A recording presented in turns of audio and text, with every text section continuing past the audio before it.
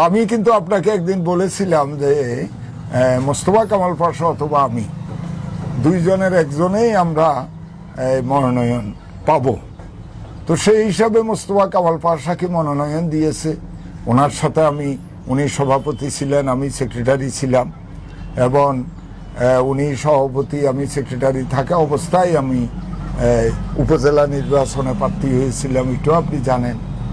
সেই প্রেসিডেন্টের আন্ডারে আমার দলের মনোনীত প্রার্থী হিসাবে।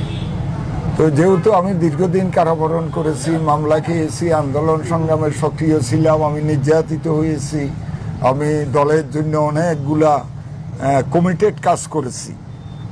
প্রত্যাশা ছিল, নেতাকর্মীদের প্রত্যাশা ছিল হয়তো মনোনয়ন আমাকে দিবে। যা হোক, আমাদের প্রাক্তন সংসদ সদস্য মোস্তফা কামাল পাশার উপরে আমার দল আস্থা রেখেছে।